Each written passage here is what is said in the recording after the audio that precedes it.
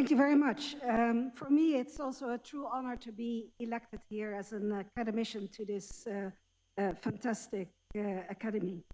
I was born and raised in Leiden, the Netherlands, a small university town, well known, and it's also where I spent most of my professional career. My parents had actually given me at birth a saying that proved to be actually very characteristic of the rest of my career.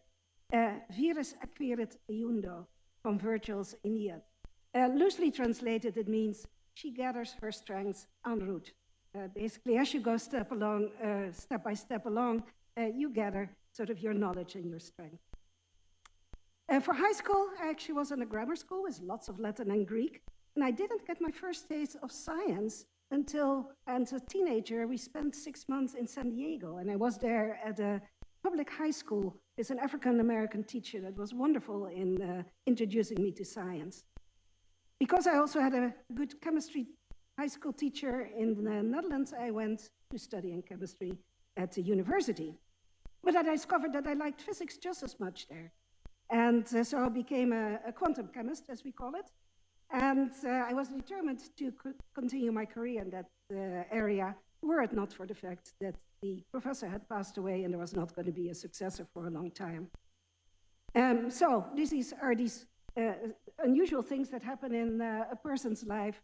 It was my then boyfriend and now husband, Tim Dishoeck, who actually had just had a lecture on molecules in space. They were just discovered then. And he said, wow, isn't that something for you? Well, one thing led to another. I was introduced to the world's expert at Harvard, and that's how sort of my launch into becoming an astrochemist was actually initiated, because the interstellar medium is really a wonderful chemical laboratory in order to study molecular processes. After my PhD, I went to Harvard as a junior fellow, then to Princeton, both the institute and the university, and then I was attracted as a faculty member to the California Institute of Technology, the Planetary Sciences Division, where I spent very fruitful years. After 6 years in the US, we went back to the Netherlands.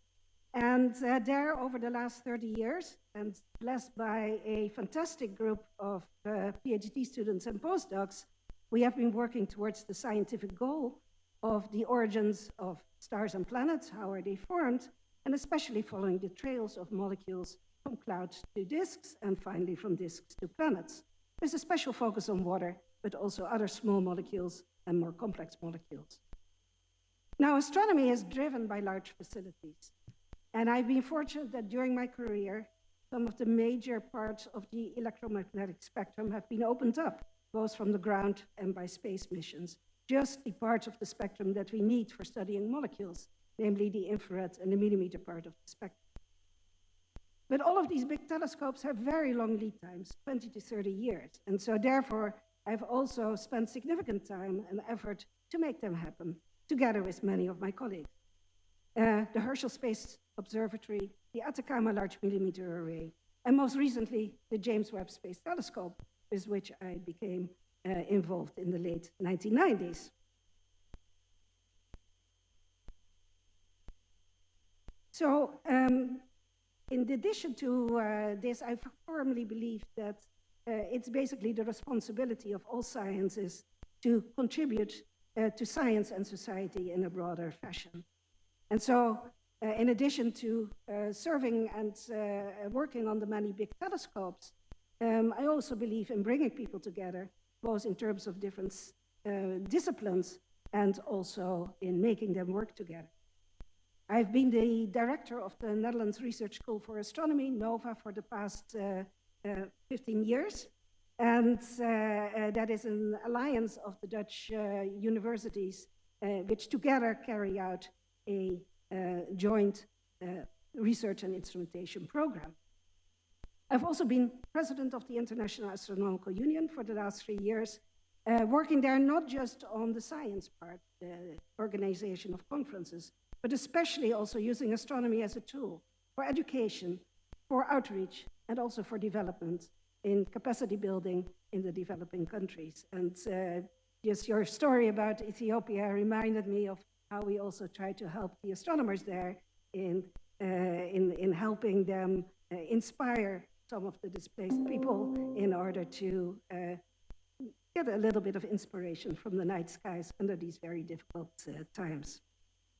So I look forward to using these experiences that have spanned across the world to also work here with all of you here at the Academy. Thank you very much.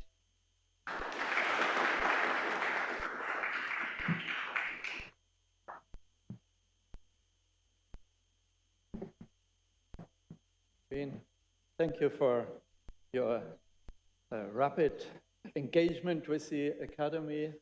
You promised a workshop, you joined the council, you organized something in this meeting, so we look forward to a lot of more of this. Thank you. Thank you.